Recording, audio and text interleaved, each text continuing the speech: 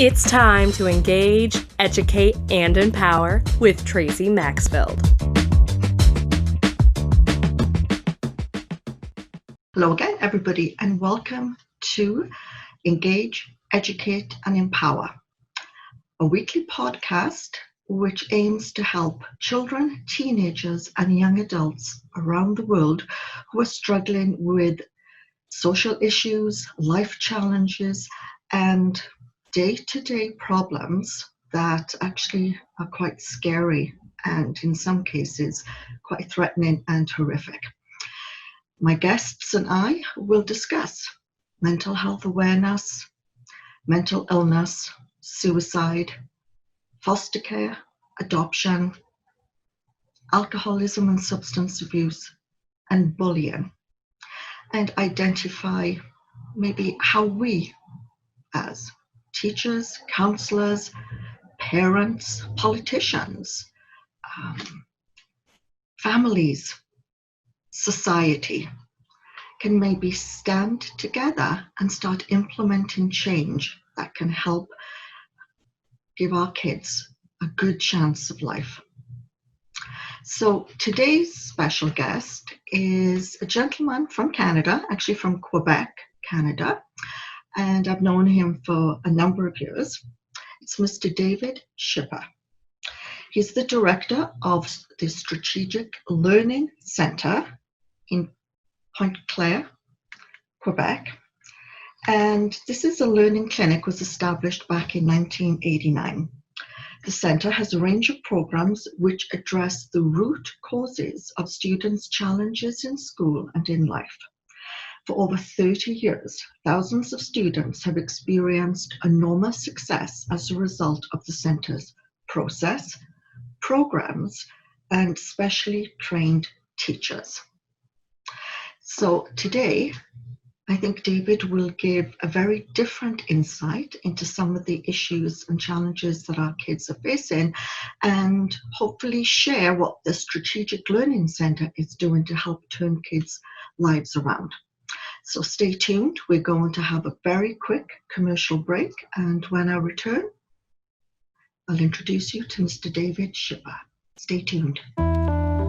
Tracey Maxfield is a retired nurse with over 36 years' experience in mental health and dementia. She has spent years studying, researching, and writing on dementia care, mental illness, and bullying in teenagers. Tracey struggled with chronic depression starting in her 20s, and after years of intense workplace stress, bullying, and harassment, her chronic depression intensified.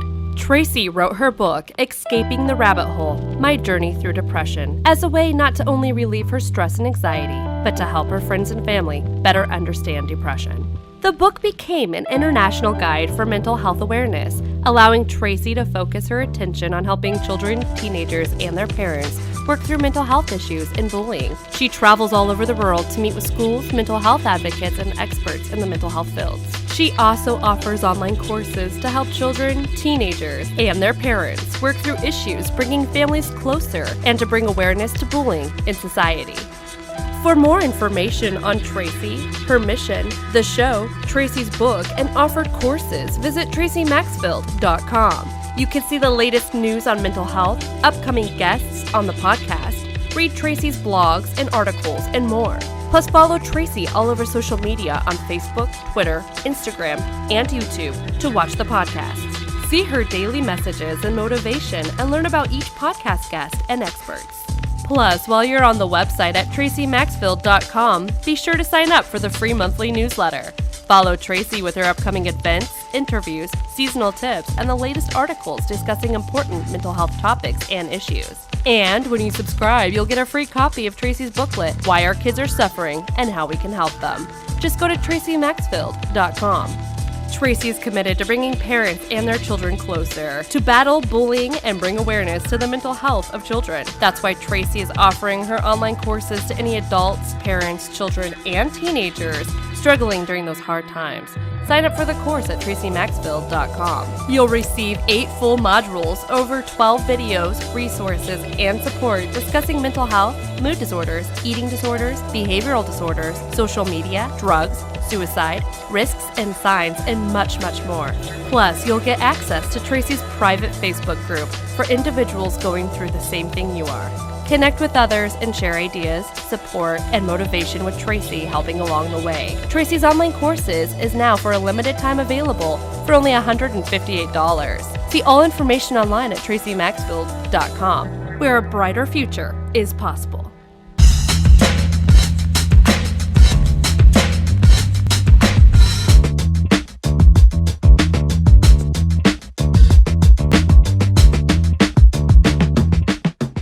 And welcome back, everybody. And as promised, I would like to introduce you to David Schipper. David, thank you so much for coming onto my show today.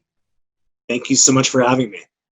So, as you know, my purpose, my platform is helping children, teenagers, young adults everywhere who are dealing with, life's challenges, bullying, mental illness, suicide, adoption, foster care, you name it. And so I thought it'd be really great to have a perspective from your point of view, because yours is a private school, but it's also a strategic learning center. So can you explain what are some of the challenges that the students have when they come to your school? And do they come with maybe a mental health challenge or a learning disability? Just give us a little bit of an outline of what goes on at the Strategic Learning Center. So a parent calls up the center for the first time and they detail their child's challenges. Okay. Their child's challenges are very frequently academic and cognitive. Academic is they don't know how to read. They might be struggling with dyslexia or dysorthographia or dysgraphia. Okay. They might struggle with writing. They might struggle with math, where they're way below grade level in math as well. They might struggle with reading comprehension. So these are examples of academic difficulties that a student will be facing. Okay. Cognitive challenges include difficulties with attention, working memory, processing speed. If a child is having difficulty with focus, with sustained attention, with impulsivity, then these are cognitive challenges. Okay. Okay. Now we have I would just say that we have a range of programs that addresses these various challenges. So when you say maybe impulsivity, difficulty concentrating, can I assume that many of the students have ADHD? Yes, indeed, many of the students that come to Strategic Learning Center have been diagnosed with ADHD. Okay. What other mental health challenges have you noticed, or any, like, for example, an obsessive compulsive disorder? Do you see any kids presenting with that? That does come up from time to time, and I always begin with a meeting with both parents and with the student themselves if they're over the age of 12. So if they're over the age of 12, they attend the initial meeting with their parents. And I do, on occasion, meet students who are struggling with obsessive compulsive disorder. Okay. So, I mean, ADHD, very challenging, and unfortunately, kids are labeled, once they have ADHD, they're labeled as being a challenge, which is, I think, very, very unfair, because I think they all have wonderful gifts that they bring to the table. So if you have a classroom full of students, many who have ADHD, what are some of the strategies that are used to keep calm, but also to help them maintain concentration and follow through on tasks? So we have a specialized program called Interactive Metronome, which is done one-on-one with a clinician, which uses movement to permanently rewire the neural pathways of the brain for individuals who are struggling with issues such as attention. And it's a program that is done over a certain number of weeks, usually in 2 stages, and on occasion booster sessions are done at a much later date in order to solidify the gains that have been made. Awesome. And we do testing, so we know exactly what the level was with respect to attention prior to the program, right, and then afterwards as well. So you obviously do a lot of, you use measurement tools, and then obviously do continual follow-up and evaluation of how well things are going. So, exactly, and we very frequently, the parents say to us that they appreciate the non-medicative approach right. to addressing attention. I agree. I know in some instances there are students that will need some medication to help them manage their day, but my thought, and I think I'm not alone, I think we've become an over-medicated society, and certainly I always err on the side of caution when it comes to giving kids medications, because we know the brain is still developing and growing. And, we always need to be careful that we're not using too many meds on them. So what I would say is, in a small number of cases, medication is certainly justified. I'll give you an example. I once met a boy here at the center whose attention was so fragile that any distraction whatsoever would result in him losing his concentration for minutes at a time. And it would take a certain number of minutes to get him back on track, only to lose him again. In these kinds of cases, we actually say to the parents, you might want to consider a trial of medication in order to address. So I do agree with you that medication is a compensation. It temporarily compensates for the attentional issue, but it doesn't drastically address it or solve it. Right. And I think as well that even if you have a child, a teenager on medication, I think many people think, oh, well, they're on a pill, we're good to go. I always say it's got to be a holistic approach. You've got to look at the kid, you've got to look at the challenges, the family setting, and everything else going on to be able to really do individualized care.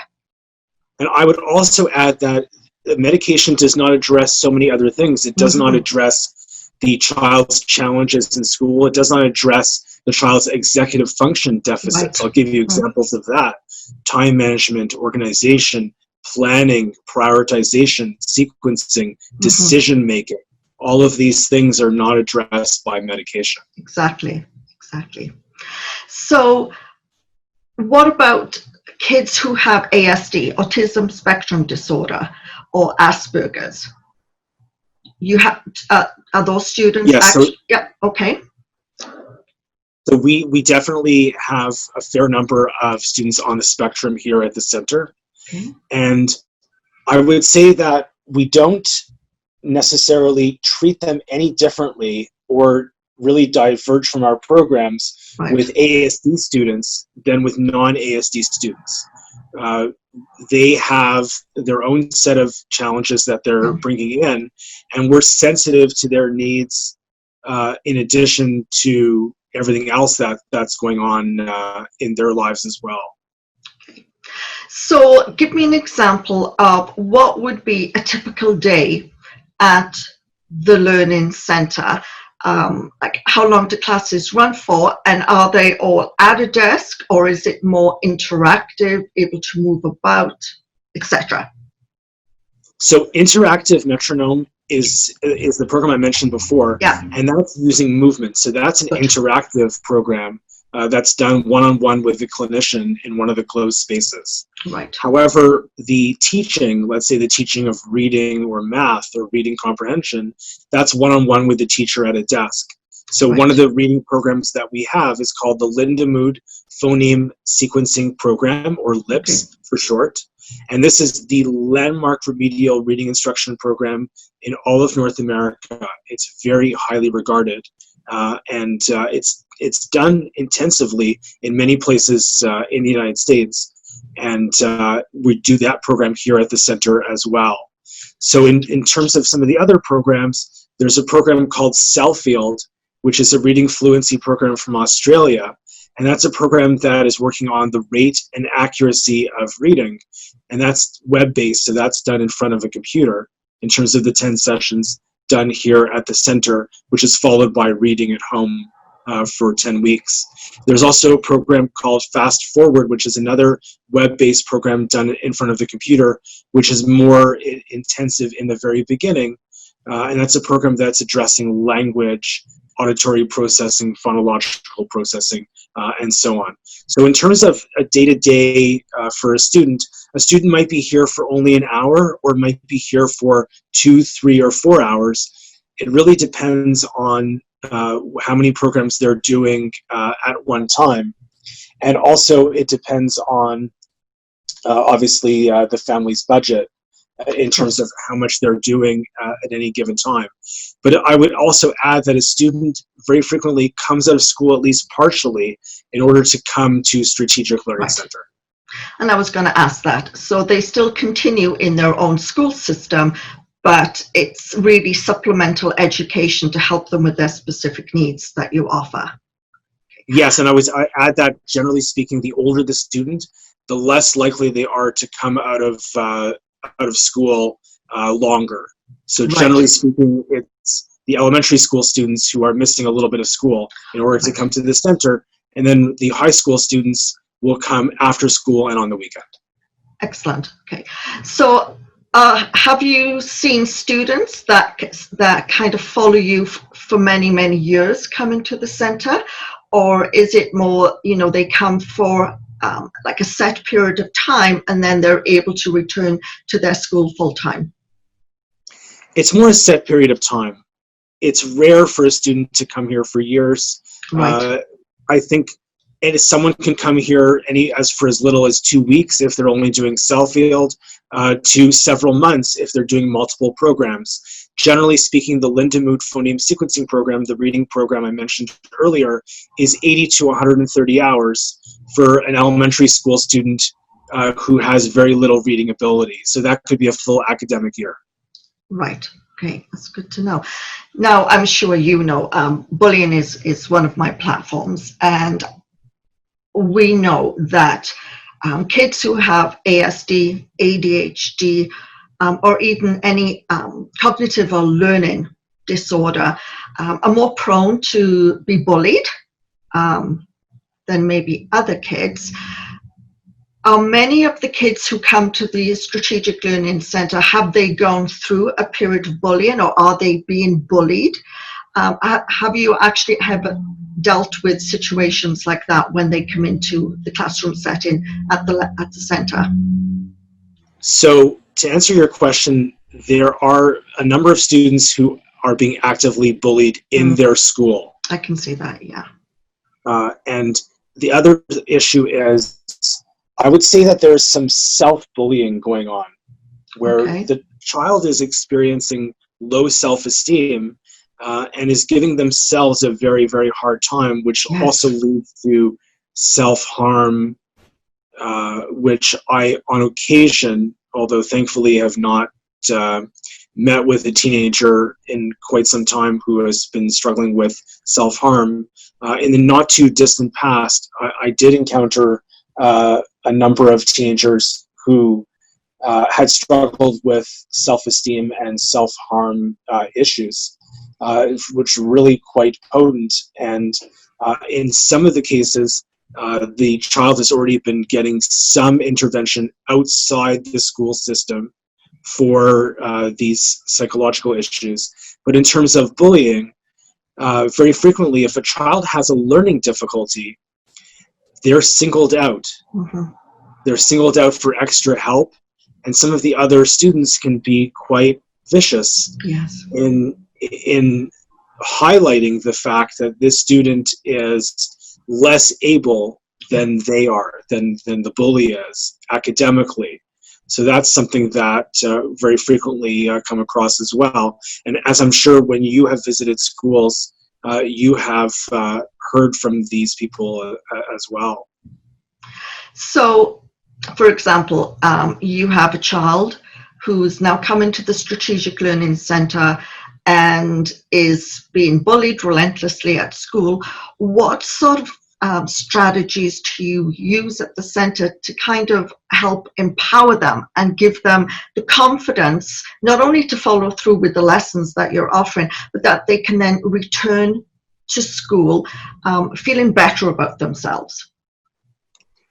So one of the things I'll ask first is, have they tried to speak with any of the school staff who are dedicated to helping with these issues? Have they spoken with the guidance counselor or social worker at the school in an effort to get the school to contribute? Because the school definitely has a role to play here. Absolutely. They're on the front lines. And I can't say that every single school is equally wonderful at addressing these issues. Because you have to understand the schools really don't have the resources, financial or in terms of human resources, to necessarily tackle the issue head on. And I hear from parents all the time who say that the school is really doing the very best that they can. But despite the school's best efforts, I would say to this family, maybe you should seek some outside help as well. And we do work with a number of psychologists who we recommend who are able to help with these issues outside of Strategic Learning Center and outside of the school system. So at Strategic Learning Center, we don't have psychologists on staff who are working with the children themselves, but we would certainly send them to a professional to get the help that they need. That's good. That's good.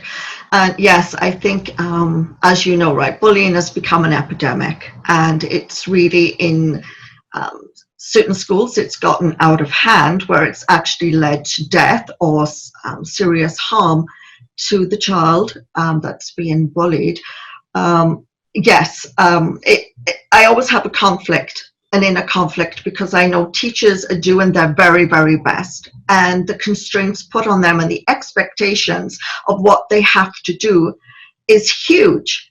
And then we add in, you know, dealing with bullying. And I think in the States, I see it far more, but certainly in instances it's happened in Canada. I'm not sure. What are your thoughts on what society, Canadian government can do? Because I feel we need to give more money, more supports, more resources in the schools that will enable a child or children, kids, teenagers who are being bullied to go and get the help that they need, and then have someone that will follow them through the steps to get a good resolution. Well, one of the main problems is that there frequently is only one person at the school for several hundred students.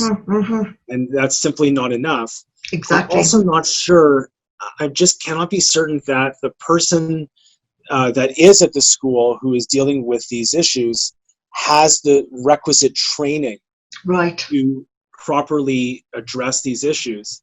And the other thing also which needs to be said is that very frequently the parents are not involved, and they have to be involved. Yes. Because very frequently it's the parent of the bully who is either not aware that the bullying is taking place or might not take a proactive role in diminishing the bullying.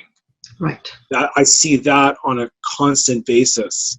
I have 2 children myself, and so I know that very frequently the parent of the bully either does not want to admit that their child is a bully or is not willing to be part of the active solution. Right. The other thing also that I would like to talk about today is the advent of technology and social media. Oh gosh, yes. in making sure that bullying really stays really omnipresent in the school. And I'll give an example. Bullying does not have to be really overt in the sense that someone is wishing someone else harm, let's say. to give an example. Mm-hmm. Bullying can be very simply, look at this party that we all went to on Saturday night and you weren't invited. Well, they don't even need to say that. Look at this party and we're going to share all the pictures with you from the party that you didn't go to. Absolutely. That you weren't invited to. So it could be overt bullying, Mm-hmm. but it could also be subtle and more invidious. Yes, yes. And I think that is because bullying has changed so much to when I was in school, and certainly social media has kind of catapulted it into an extreme epidemic. People, lots of adults, still really don't get that it doesn't have to be face-to-face contact in your face. It is, as you said, that subtle overt, which is exclusion. I mean, exclusion is, I went through it myself in the workplace, exclusion is a form of bullying. It's that isolation, you're not part of the group, we don't want you. And that in itself is great distress, especially to teenagers, because we know they all want to belong. They all want to be liked, they want to be part of that group. And for a parent to say, oh, so what? You know, so you didn't go to that party, it doesn't matter. But it actually does matter, you know, in their world, in their social world. When I meet a family for the first time, I always ask, how are they socially? Yeah. And if a parent says, oh, she's wonderful socially, she has close friends, she's able to make new friends easily, great, that's excellent. But I very frequently hear, oh, he's isolated. Mm-hmm. He's socially isolated. He never has play dates outside of school. And he doesn't, in some cases, the young boy doesn't even know what he's missing by not being invited to birthday parties or not really having play dates. Just so used to spending all of his time alone. Playing with Lego or watching television, to give a couple of examples, doesn't really even know what he's missing until later on, as you mentioned before, as a teenager, acutely aware of what he is missing at that stage. Yes. And so I feel like parents have to be more proactive when they have a young child who is not part of the larger group socially, and to address it then, so that as a teenager they have the tools. Yes. And notice I say that because there certainly are social groups and different things that can be done with a young child to give that child the tools. It's not always a question of bullying. It's a question of giving the child the social tools. Yes. To communicate as well. I agree. Yes. This is a more positive thing, but of course there is bullying, even at a very young age. Yes. Bullying exists. You could say, well, look at the toy that I got, and you're too poor to be able to afford this kind of toy. Or we went to Costa Rica on spring break. Your family is too poor to be able to afford to go on a vacation like that. Yes. Things like that. Absolutely. So as you said, you're a dad, you have 2 kids. So what do you and your wife do to support and empower your kids? Because I'm sure they see the bullying when they go to their school environments. And so how do you help them navigate their day-to-day school life? So I have 2 children. I have an 11-year-old daughter and a nearly 7-year-old son. My 11-year-old daughter is very conscious of who is nice and who is not.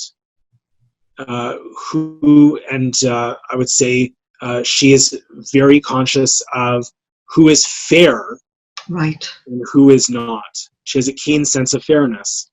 And so I hear about the bullying that goes on in school from her all the time. And because I know her character,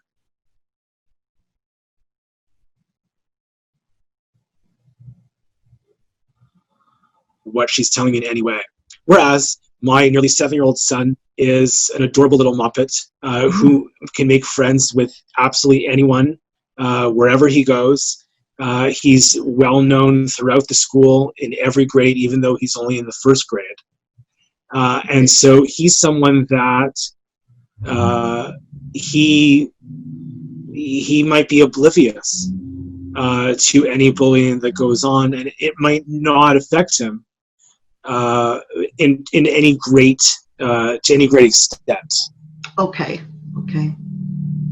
So when your daughter is coming home and she's sharing, who are the bullies in school and what she sees, what are you talking to her about? Are you talking to her about being an upstander, or supporting the victim, or what is it?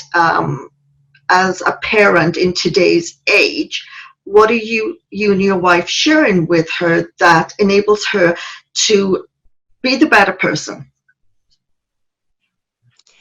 Well, we give her tools to empower herself, to not allow the bully to bully her, and Right. to say, there are other people, there are adults in the room, there are teachers and support staff that you can go to, Right. to say, listen, this is what happened, and I consider this to be unacceptable. Right. But very frequently, if there's a lot of bullying that goes on, or a lot of, we say, questionable behavior, our daughter does not necessarily want to go to someone every single time that it occurs. Of course. And this is in a way what the bully is counting on. Yeah. That you're not going to necessarily go to an adult unless it's already spiraled a bit out of control. And so we just tell our daughter, stand up for yourself, no matter how hard that might be. Call out the bully for their bullying behavior, and get an adult so that you can document it. Yes. That's actually a really important thing to tell to other parents. If you are the parent of someone who is being bullied, document what is going on. And that's where it's really important to have the adults and the staff at the school involved, because you want to make sure that there's a record of what's been happening at the school. I would say that frequently that's not being done, partly because the child is keeping it all to themselves. And so as a parent, you have to make sure to tell your child that stand up for yourself, yes, but involve the staff members at the school whose job it is to help you navigate this. I agree. That's what the teachers and support staff are there for. They're not there just to teach your child English or math or French. They're there to help your child navigate socially as well. I might get in trouble with some teachers for saying that, but I see many teachers, and I've met with many teachers over the years. My daughter's in the 5th grade, and they recognize that they have taken on this role as well, in addition to teaching the children. No, and that's great advice. And yes, I always say, you've got to document. You've got to talk to other people, like other kids, maybe if there were other parents that were around when the incident happened. And certainly if it's online, you need to take screenshots, you need to print off if there were texts or emails, you need to copy and paste. You've got to keep a record, because that supports you when you then go and say, look, this is unacceptable, we've got to do something. But I know it's a sad state of affairs when we've actually got to get to that point, but that is the only way that lots of parents are finding they're able to get action, when they're able to go in and sit down and say, on this day, at this time, this happened. On this day, this happened. And so, yes, thank you for bringing that up. Yeah, absolutely. Document. And also, I mean, if your child is old enough and a teenager, you should be encouraging him or her to actually write things down as well, if they see things, because what happens is it may be that you can then help go and support the person that's being bullied by saying, actually, yes, on this day, I did see this happen, or I did hear this going on. So as a parent, what are your biggest concerns for a 7-year-old and an 11-year-old? So you have a daughter that's now going to hit those teenage years and all that she's going to have to deal with. What are your biggest concerns moving forward? One of my biggest concerns is her getting a smartphone. Right. That Right. terrifies me. Yes. And it should terrify every parent, I because agree. the tools that are out there now are so potent for bullies and bullying. Mm-hmm. And I'm sure by the time she's in her mid-teens, there will be new tools and new ways to bully through social media and technology that haven't even been devised. And so that we're trying to delay that for as long as humanly possible. But let's face it, in this day and age, most high school students have a smartphone. And I understand why. I understand it's because the parent wants their teenager to be able to contact them if they need to. If they're in danger, if they need to be picked up from somewhere. So I understand why. But what I don't understand is if very young children now, Oh, yes. more and more are really have smartphones of their own. Now, my daughter's in the 5th grade. She's 11 years old. She does not have a smartphone, but I can guarantee that there are many of her classmates that do have smartphones of their own. You betcha. And so that's, in a way, how my daughter has been able to elude even more bullying, is that she doesn't have a phone of her own, and she's rarely on social media or on email. And so she really can't be bullied in that way yet, because she simply doesn't have access to it. Right. And as I say, kudos to you as a parent for not giving in and giving her a phone, because I know kids as young as 2 that now have their own phones. And certainly they don't understand the concept, but they are now engaging in a world where they are accessing things that their little brain should not be seeing. And studies have shown how much access to an iPhone, a smartphone, a Samsung Galaxy, whichever one they have, is actually changing the development of their brain. But also this morning, interestingly, and I just posted it on Facebook, I read a report that 10-year-olds, they just did a research report, and 10-year-olds are now involved in sexting, 10 years old. And the key words are peri peri, which used to be, I think it was a sauce for chicken, but now that means something completely different. It has a sexual connotation. And everyone was absolutely flabbergasted. 10 years old, sexting. Are you kidding me? That I'm not surprised, but it still horrifies me and blows my mind. And I'm sure as a parent, when your daughter does get her smartphone, you're going to be monitoring the site she goes to, but also its cybersecurity, right? I mean, kids do not understand how easy it is to hack in to their accounts, how easy it is to create false identities, and that in itself leads to a whole new set of bullying when you start photoshopping images or sending false emails or texts pretending to be another person. So what sort of strategies when you decide to hand over that phone, what are you going to do as a parent to ensure her safety? So I would say that we're quite fortunate in that our 11-year-old daughter has a good head on her shoulders. Good. And has a keen sense of right and wrong. Good. And we trust her, and we trust that, let's face it, in this day and age, she has access to the internet. Of course. She has to do schoolwork, which involves going online, and she could very easily stumble upon something that is not age appropriate.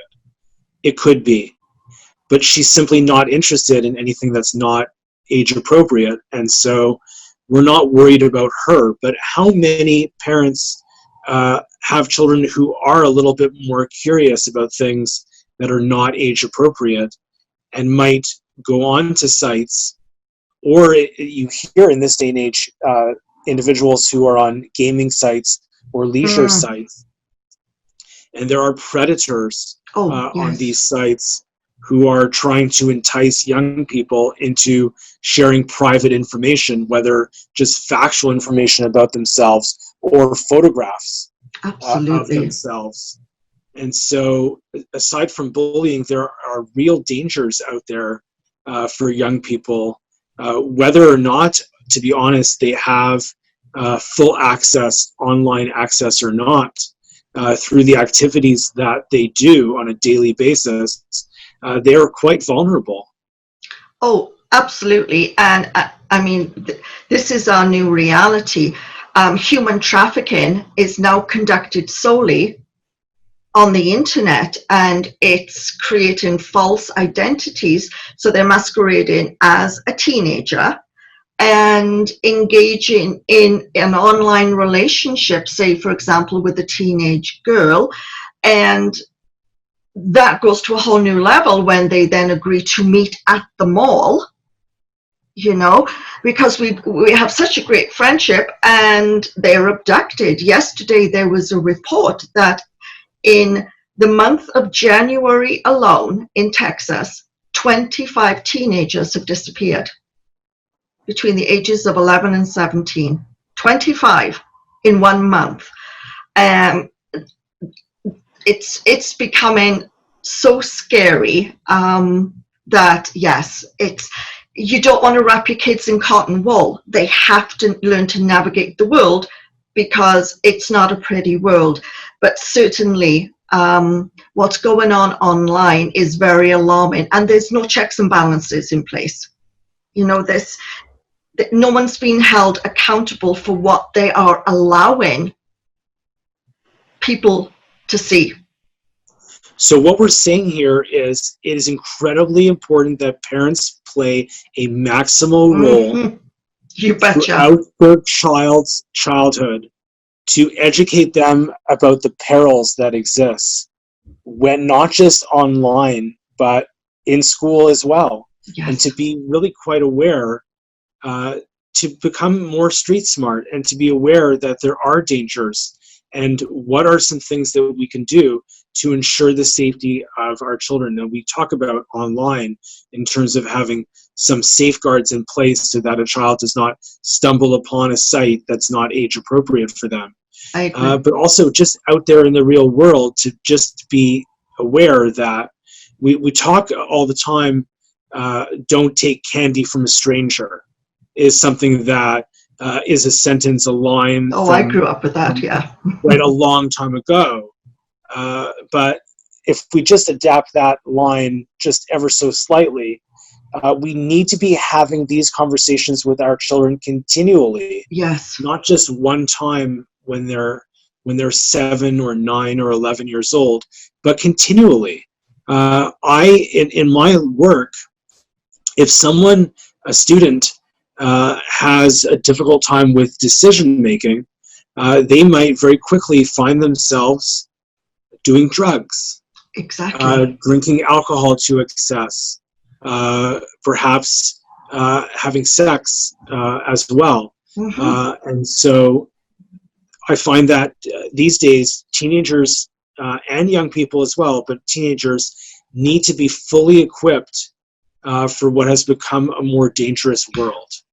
I'm glad you said that. You are absolutely right, because we are expecting teenagers to navigate an adult world and make adult decisions when they have a brain, as you know, executive functioning, frontal lobe, not even developed until their 20s. And if parents are not able to give them the supports and strategies and that inner awareness of how they can work their way through this system. I think this is one of the challenges that we're seeing, where, substance abuse, opioid addiction, alcoholism in teenagers has become the new norm. And that is so scary, because that moves them down a slippery slope to something even more dangerous. And I would say that we're talking about what parents should do, but parents often feel overwhelmed. Mm-hmm. And parents are not often aware necessarily of what their child is doing when they're not at home. Right. And we're also assuming that every family is magically intact with a mother and father and they're all living under the same roof. I agree. It's very rare that we have that normal family anymore.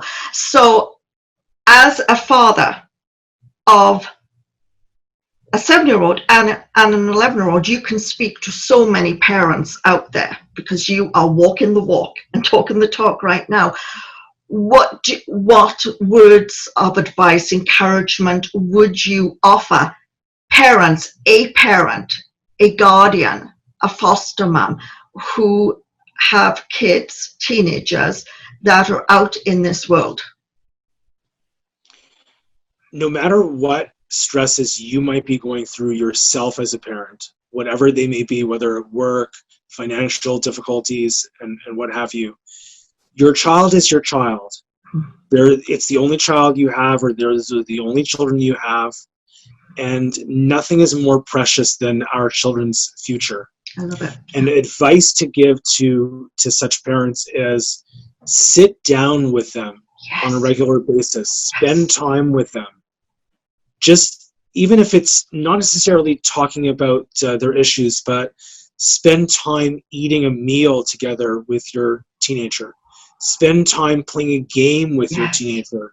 Yes. Spend quality time. Just because your child is a teenager and they might be giving you signals that they don't want to necessarily spend as much time with you, go on a trip with them. I agree. Mm-hmm. Spend quality time. It doesn't stop when a child turns 13 or 14.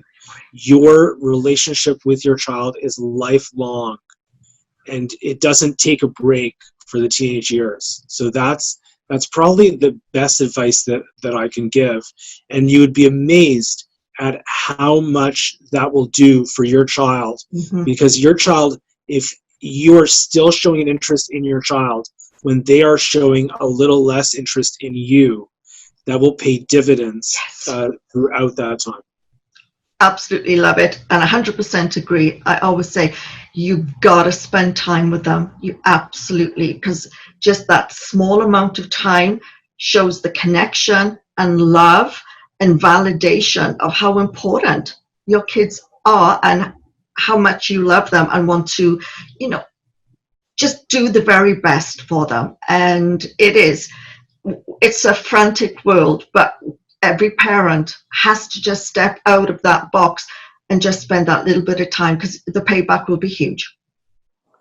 It's amazing to me when I hear stories of, I don't have dinner with my family, or I'll eat for a few minutes and then I'll go back up to my room.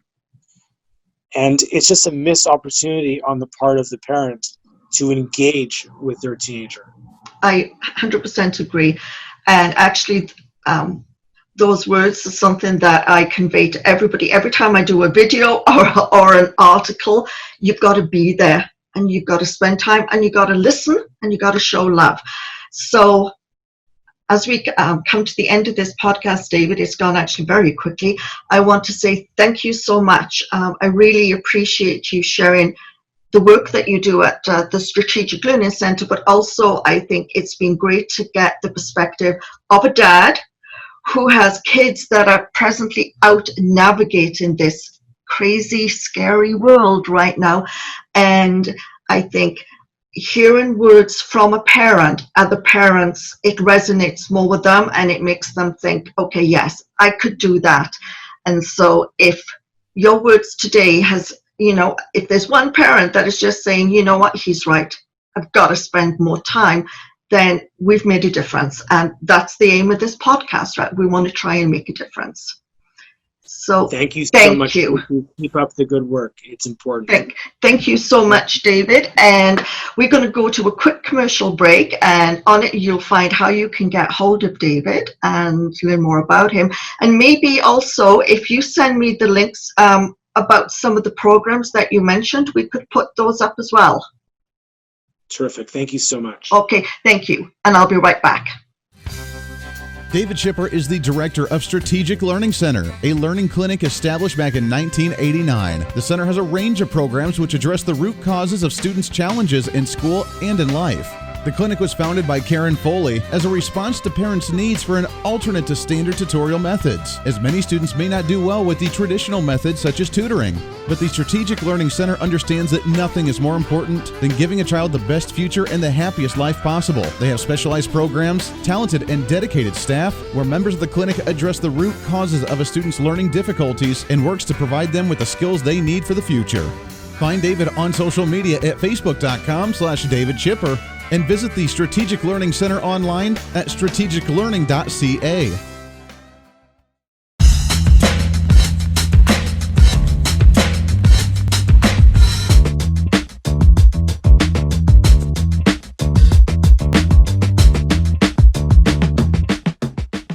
Welcome back, everybody, and I hope you enjoyed the show with David Schipper. Please do check out the website for Strategic Learning Center and also follow him on social media.